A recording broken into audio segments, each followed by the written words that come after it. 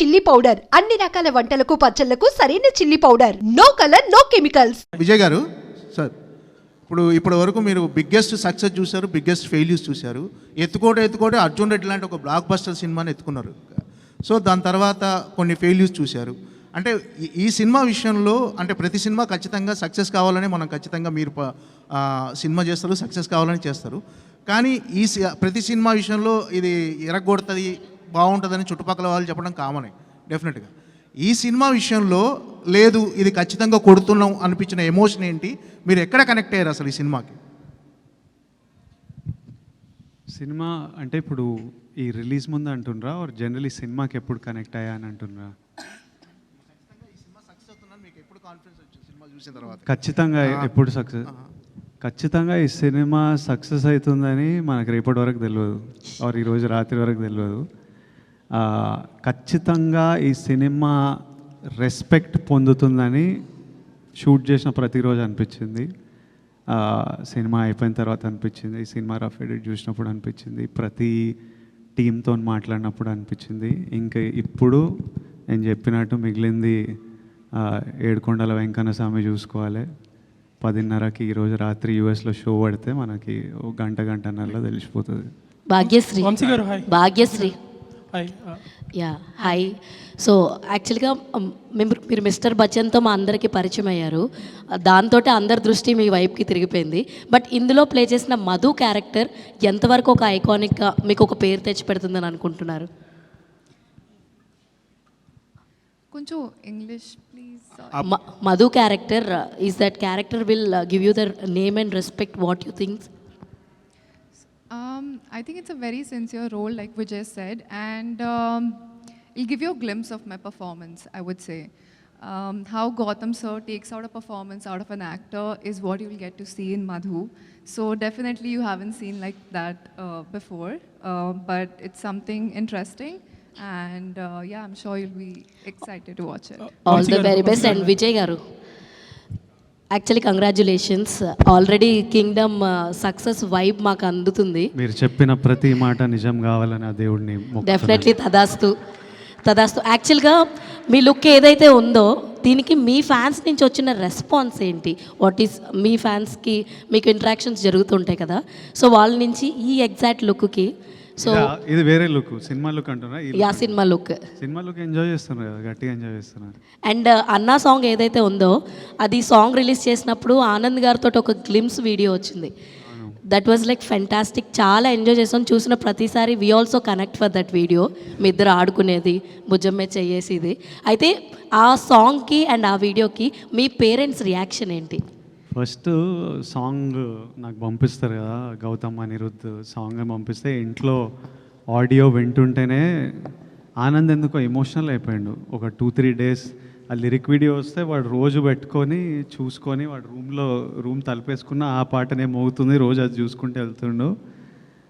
Mummy అన్నది వీడేందో song వినేసి emotional అయిపోతుండ్రా అదే చూస్తుండని. I think it started reminding him of everything, 33 years of me and him and our lives and stuff.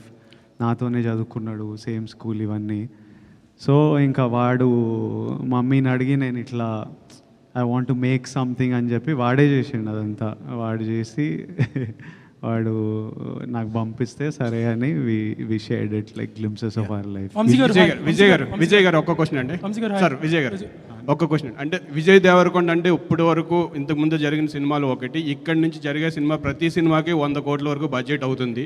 So థియేటర్లకి జనాలు రావట్లేదని కొంతమంది ప్రొడ్యూసర్లు చాలా బాధపడుతున్నారు. సో నెక్స్ట్ జరిగే సినిమాల్లో మీ పోర్షన్ ఏదైనా ఉంటుందా? షేరింగ్ అంటే మీ ఓన్ ప్రొడక్షన్ హౌస్ కానీ రెమ్యునేషన్స్ కాకుండా షేరింగ్ బేసిస్లో ఏమన్నా మీకు ఐడియా ఉందా? అంటే ఇప్పుడు జరిగే ప్రతి సినిమాకు 100 కోట్లు దాటుతున్నాయి బడ్జెట్లో. దాటుతున్నాయి కానీ ప్రజలు వస్తలేరు అని అట్లా ఏం అనిపిస్తలేదు. నిన్న ఈరోజు బుకింగ్స్ చూస్తుంటే గట్టిగానే వస్తుంది అనిపిస్తుంది. సో మంచిదే. నేను మీకు భాగ్యశ్రీ గురించి ఒకటి చెప్పాలి. పాపం కాదు చెప్పాలి. I'm telling them something about you. You probably won't understand. But అయితే మా ఫస్ట్ డే ఆఫ్ షూట్ శ్రీలంకలో హాస్పిటల్లో ఒక సీక్వెన్స్ ఉంటుంది. అప్పుడే ఈ అమ్మాయిని కలుస్తాను. నాకు ముందు రోజు సీన్ పేపర్, ఆ నెక్స్ట్ డే సీన్ నాకు కావాలి. ఆ సీన్ పేపర్ చదివిన అమ్మాయికి పెద్ద సినిమా శ్రీలంకలో ఉంది కాబట్టి సిన్హలీస్లో ఏదో పెద్ద డైలాగ్ ఉంటుందన్నమాట. తర్వాత నేను సిన్హలీస్లో ఏదో రిప్లై చేయాలి, తర్వాత చిన్న కాన్వర్జేషన్ నడుస్తుంది.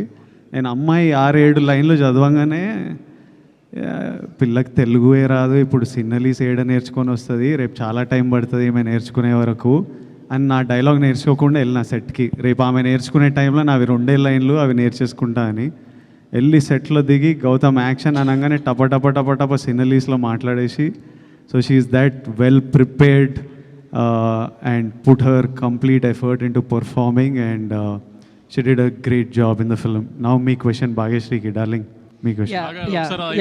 అడుగుతున్నాడు వంశీ అని. నేను వెళ్తాను, నాకు రిలీజ్ ఉంది, నేను ఎక్కడ రిలీజ్ ఆగి. వంశీ గారు ఒక చిన్న క్లారిటీ. వంశీ గారు సార్ ఒక చిన్న క్లారిటీ.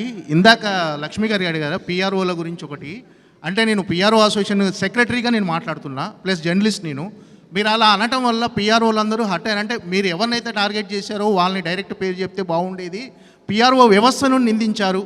నేను ఒక సెక్రటరీగా పిఆర్ఓ సెక్రటరీగా అడుగుతున్నాను, ప్లస్ నేను జర్నలిస్ట్. సినిమా రిలీజ్ హడావిడి అయిపోయిన తర్వాత పిఆర్ఓ మన అసోసియేషన్ అంతా మనం కూర్చుని మంచి డిస్కషన్. అంటే మీరు చేసే కామెంట్ చేశారు, చేసిన తర్వాత మీరు అలా అనడం కరెక్ట్ కాదు. కూర్చుందాం అంటున్నా నేను, ఇప్పుడు కాదండి సార్. మీరు ఒక పబ్లిక్ ప్లాట్ఫామ్ మీద మీరు అలా ఓపెన్ చేశారు దానివల్ల నన్ను చాలామంది అడిగారు, ఏంటి మీరు ఇలా బెదిరిస్తారా పిఆర్ఓలు అని ఖచ్చితంగా అడిగారు నన్ను.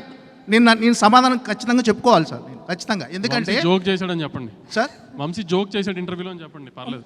అలా సార్ నాకు రిలీజ్ ఉందండి ప్లీజ్. సార్ ఉండొచ్చు సార్, కానీ మీరు అలా నింద వేసి తప్పించుకోవడం తప్పు. ఏం తప్పించుకున్నాను నేను? సార్ హాయ్, ఇక్కడ సో గౌతమ్తో చేసిన previous movie Jersey was like your hall of fame for Sithara, forget records or collections or anything. So Kingdom అనేది will it go to that hall of fame?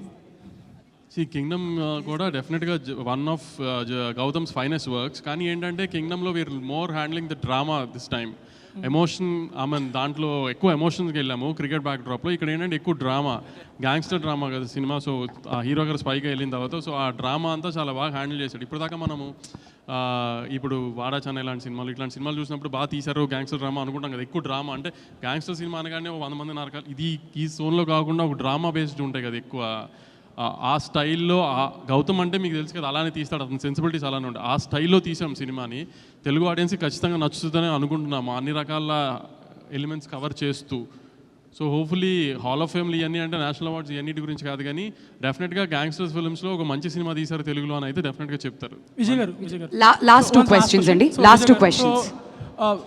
Lot of people asked you about చాలా సెటిల్గా ఉన్నారు మూవీకి, చాలా కంట్రోల్గా ఉన్నారు అని. So previously ఈ మూవీస్కి మీరు ఆల్ అవుట్ వెళ్తారు ప్రమోషన్స్కి అన్నట్టు ఉంటుంది. So do you like being like this, సెటిల్గా ఉండి let the content speak, or you want to go all out promotions? Which is more? I always want to go all out. నేనే ట్రైలర్కి అరే నాకు జనాలను కలవాలి ఏంది, I want to go meet people, be amongst them. I enjoy being with the people. You rarely get the opportunity to. So I enjoy. So I am always like all out candidate. Vijay ikkada Vijay last question అండి. So first of all congratulations. So trailer చాలా బాగుంది, మీ looks కూడా చాలా బాగున్నాయి. ఆ question అడగని సురేష్, ఇంకో 2 క్వశ్చన్లు తీసుకుందాం పర్లే ఇట్లా. సో అంటే ఎందుకు కొంతమందికి విజయ్ దేవరకొండ అంటే కోపం? ఎందుకంటే రీసెంట్గా నాగవంశీ గారు కూడా మాట్లాడుతూ విజయ్ దేవరకొండ ఏం మాట్లాడినా కూడా భూతద్దంలో పెట్టి ట్రోల్ చేసేవాళ్ళు చాలామంది ఉన్నారు అని చెప్పారు. మీరు కూడా ఒక సందర్భంలో కూడా అన్నారు. సో ఎందుకు, అది ఏంటి, ఎక్కడి నుంచి వస్తుంది, అదేమైనా అబ్జర్వ్ చేశారా? దాన్ని ఎలా ఓవర్కమ్ చేసి ముందుకెళ్తున్నారంటే ఏం చెప్తారు? నేను ఓన్లీ ప్రేమ మీద ఫోకస్ చేస్తా, కోపం మీద ఫోకస్ చేసే టైం లేదు.